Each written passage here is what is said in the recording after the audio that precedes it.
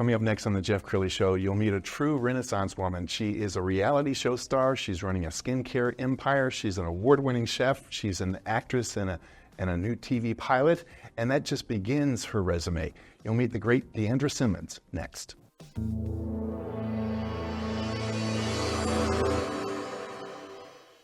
Many are predicting that the worst is yet to come, which is unfortunate, said one person here. Until now, they've enjoyed the reputation of being the nation's icebox. Watched a burglar in his home this morning by webcam. As a journalist of over 25 years, stories are what make my world turn. Reporting live from the Dallas newsroom tonight, Jeff Crilley, Fox 4 News. But in 2008, I took the jump from my familiar life and started a PR firm from my home. We're talking about anyone with a camcorder like the one I'm using becomes a television network. We started slowly growing the company, and we now have over 100 clients, and we've branched into the world of live digital broadcasting. I now own 8 different TV studios and have a huge team, and the stories that I now get to share are sometimes the most important of my life. Life has a funny way of coming around full circle. This is the Jeff Crilley Show. Well, when I started to list all her accomplishments, I was almost out of breath. I mean, she's doing so many things, and she looks amazing. You wonder how she fits it all in a day and still gets to fall asleep at night. Deandra Simmons is in the studio. Thank you for coming on the show. Thank you for having me. It's so good to catch up with you again. Absolutely. Well, I have to tell you that most of my shows are about 15 minutes. With you, I could go an hour and a half. But let's let the show breathe a little bit. And I want to start with one of the many things that you're doing, your incredible skincare line. Okay, so you started the skincare line in 2008. I believe we started at the same time with our own companies, correct? We did, which is amazing. And you have just really blossomed. Tell us about Hard Night, Good Morning. So Hard Night, Good Morning is my baby. It was my creation after having created for years my mother's skincare products and her nutrition products with her. And in 2008, I decided I wanted to do my own thing. But this year, I just won an award for a best serum with the L22 product. Congratulations. And that was a creation I actually did on Real Housewives when I was on that show. And it's an amazing product. And then last year, so in November, the Amino Bright won Best Skincare Repair Cream by the Beauty Innovation Awards. And these are very competitive awards. I mean, literally hundreds of companies are submitting, right? Well, this is out of 2,500. This one. Oh my goodness, really? So I'm extremely proud. Yes. And hold it up, because I want you to brag about the packaging. Yes, so that would be this one, and then of course we have the award here on the side. And this was really made for people that want to even out their skin tone, brightening, age spot reduction, collagen building, all of those things. But it's also great because it has bakuchiol, which is a plant-based retinol. Yes. A lot of people have problems with their skin being too sensitive for regular retinol. So bakuchiol has been kind of the answer to that. And it also has Melphod, Revinage, and it has a unique ingredient, DCS, Skin Cellplex, and that's really to build collagen. So all of these things, I make all of my products by myself with the lab. I mean, I put everything and all the ingredients together. And because my mother's story and her story of her product line, it's aloe vera based because the skin is the largest body organ, and that's my delivery system. And we also hold to natural standards and clean standards with our products. Wow. And I use them every day, and I'm 55, just so you know. Doesn't seem like amazing. I mean, do you feel pressure? I mean, running a skincare empire, you got to have good skin, don't you? Everybody's kind of like looking at you. Well, it's funny that you asked me that, because when my mother and I were on, we were on HSN, and I remember asking people that were celebrities there, and this is way before Housewives, tell me about your product. And they would say, well, I don't know anything about the product. I'm just the spokesperson. I thought, oh, no. And then I would look at the skin. And I always look at people that own skincare, and if I get to meet them in person, then I can really see what is going on if their products are working. And I just think that's a great testament. Now, and I do actually go in the sun because I'm outside gardening. Sure. I have bees now. You're a beekeeper. That's the bee outfit. I love that. I have to be careful, but I can still maintain my skin with these products. Yes. So. Absolutely. And we're going to pull up the shopping cart of your website. And as we scroll down this all products, I mean, you're producing so many different products. We are, and we are also launching new products, and we're talking to a big company soon, which I can't tell you about, but I'm very excited to be talking to them, and we've been working with them behind the scenes, and there might be some actual real big news coming in the next few months. Really? Okay, we're going to have to have you, we'll have to have you come back. Now, I want to transition to your cooking career. You're an award-winning chef. Have you always been a cook? I've always cooked. My mother and my grandmother, and both of my grandmothers cooked these elaborate meals. And of course, that's why I was always overweight, because I love to eat. And I would go to my dad's mother's home, and she would have 2 meats and 5 sides, 3 desserts. And this is just, in a regular day, biscuits every morning made from scratch. And she just went like this. And I tried to get the recipe always, and I make my own biscuits, but nothing's like your grandmother's biscuits. Yes, and I love the name Simply Simmons. I mean, it's a great name for a show, and we found you've done dozens and dozens of episodes, but I found one that I was really drawn to. Let's go ahead and roll that. Well, hi guys, I'm here today with Eric Heidelberg of Invasion Restaurant, a place I've always wanted to try, and today is the day, finally. Let's go inside and let's make some food. Let's do it.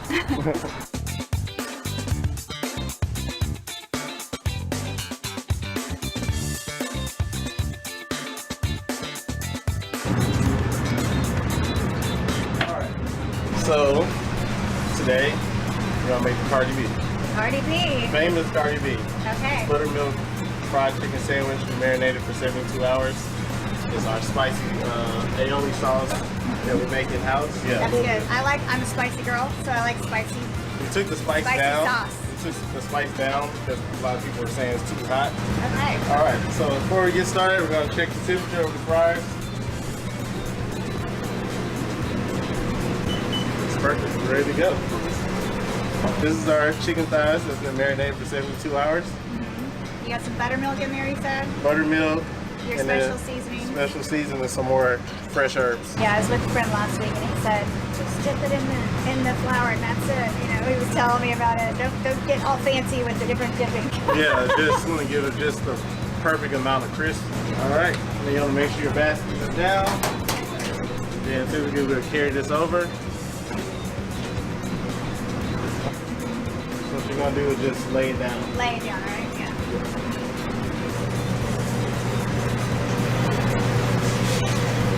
Did I lay it down right? Yep, you did Chef? perfect. Okay.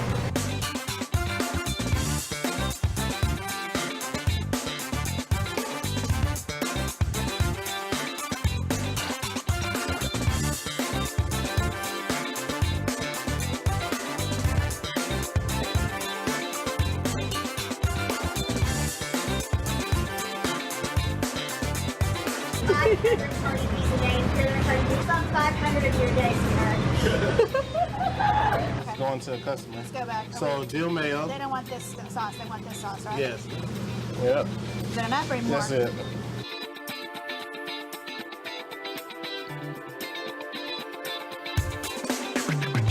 So we're doing a presentation now. Right here? Yeah. Okay.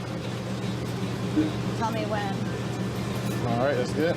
Now, just set the bun on top. Don't squish it. Not squishing. Nice little boom. All right. So if you're watching this, this could be your sandwich she's making. If you just ordered from Invasion.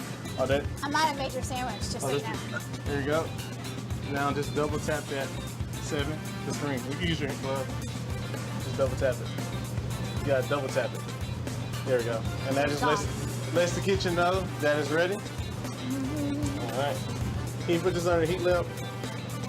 All right. So today I had the absolute pleasure of being able to cook with Chef Eric Heidelberg at Invasion in Dallas. And if you haven't been here, you got to get here fast because his food is delicious. We made the Cardi B sandwich, right? Yep. Chicken sandwich. It is probably the most delicious chicken sandwich I have ever tasted. Sorry, Chick-fil-A. Or Lucky's, or whatever those other places are. Over here, he also has some great vegetarian dishes on the menu. And so Brianna can eat something here where she usually can't anywhere. And also, check out his book, Taste of Lemon Reloaded. And I looked through this, and he's all into healthy food that tastes delicious. And you can find great recipes in here. Get it on Amazon. Support the local community. If you're not local, support anyway. And get to Invasion when you're in Dallas and meet Chef Eric. Well, I think you just blew the Chick-fil-A sponsorship. Oh, yeah, I'm not getting that. Sorry.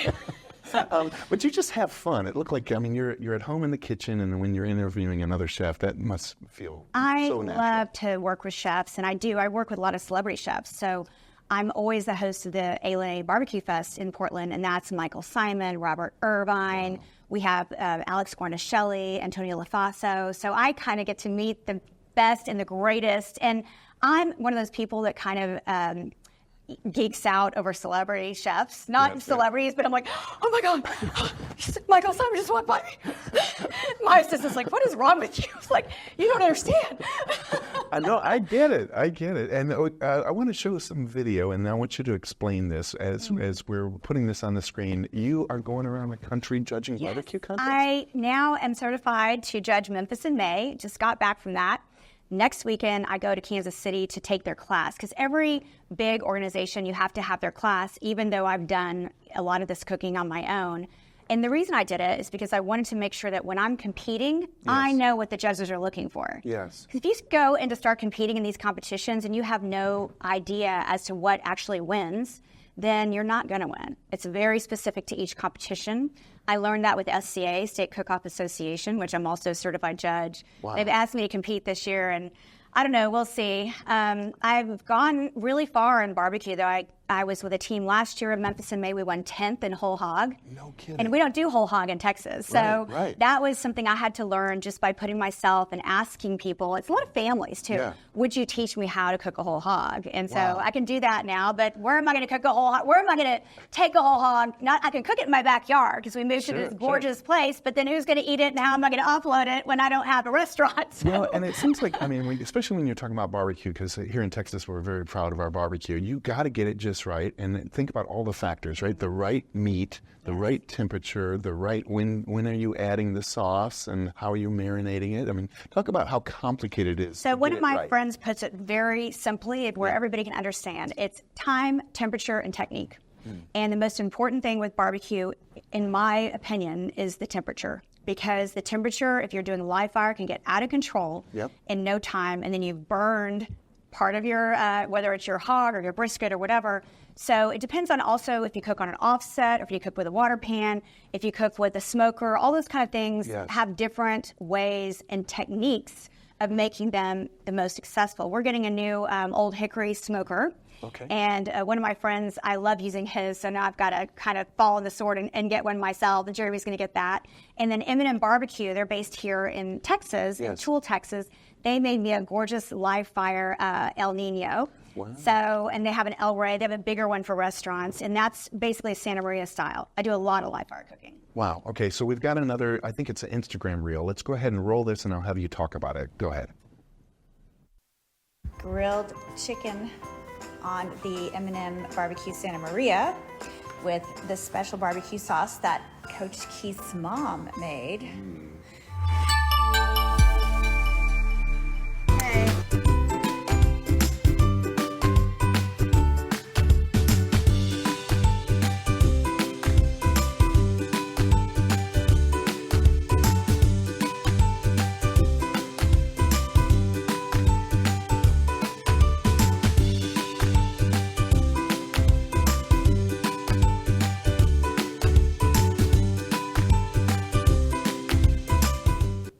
Okay, what did we just watch? So we just watched my live fire Santa Maria, which is called the El Nino, the M&M barbecue tool that I have, which I love. And I just made some chicken wings on that, and I grilled them. And once again, what I was saying with live fire and any kind of barbecue, you have to watch the temperature of the fire and move things around. If you're not moving things around, things are going to get burned or undercooked. So you really have to know what you're doing. It's practice. It's practice, practice, practice with cooking, with barbecuing, with live fire. And we really, Jeremy and I enjoy it. He loves to have me make him a steak on a live fire. We do a lot of hanging meats. So I'll have the meats hang and we'll smoke with different woods, and then I'll finish it off on the live fire grill. Okay, when you're entertaining at home, just your friends, do you feel pressure to get it right? Because now you're an award-winning chef, and you can't have a bad meal. Well, they do expect when they come to my house that they're going to have a good meal, and sometimes, and I invited you, by the way. Yeah, thank you. Sometimes I am kind of testing on them, and I am the worst critic of my food. Everybody usually thinks it's very good, but then I'm thinking, oh, I could have done this. I could have added this spice. I could have toasted this spice. I should have done this. And I think as chefs, if you're not doing that, then you shouldn't be doing this. It's reinventing yourself. Just like in acting, you have to constantly practice it and reinvent yourself all the time. And I'm always discovering new ingredients. I'm at every little place in Dallas, whether it be Koreatown or I go to the Middle Eastern markets. I buy my nuts, I buy my spices, I buy my special coffees. Jeremy loves Turkish coffee. Nice. So I have to go buy that. And he likes the cardamom in the coffee. We do all kinds of things at our house. And also, we have every tool that's almost ever been made in the kitchen. All right, we've covered a lot of ground, and we haven't even got to your acting career. So we're going to put some pictures up, and I want you to talk about this pilot you're shooting. Yes. What are we looking at? So this is a project that I started working on a few months ago. It's called Post Oak. I play a pioneer woman in the 1860s. And that is my skin, by the way, Jeff. That's my skin. That's gorgeous. That's no makeup. No makeup. No. My eyebrows are microbladed, I will tell you that. And that's what the makeup artist said to me. But so we are shooting, Post Oak is about a true story about Quanah Parker, Cynthia Ann Parker, Rachel Plummer. And Quanah Parker was Cynthia Ann Parker's son. I don't know if you know the story of the raid at Fort Parker, which is where we're showing. We actually reenacted the raid at Fort Parker. And Cynthia Ann was taken with several other women. She ended up living among the Comanches, falling in love with the Comanche, the chief's son, and he was Pete Nakona. And then Quanah, her son, when she was 24 years after that, she was rescued by the Texas Rangers because her uncle was always looking for her. And when they rescued her, she didn't want to come back because now she was taken at 8 and now she's married and in love and has 3 children. So it's a very sad story, but it's a true story. And that's the most important thing is we're telling true history of Texas.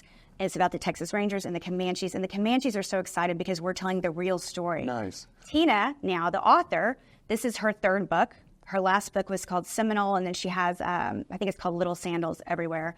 And she is related to this story. Her great-great-great-great-great-grandfather was the Mennonite preacher where the chief said, he threw his tomahawk and he thought he was going to get killed. He said, build your church there. Wow. Okay, so how many days of filming were involved for you? So I'm on my 2nd now, and we have to wait for the last part because it flooded in Oklahoma, and we had the teepees all set up.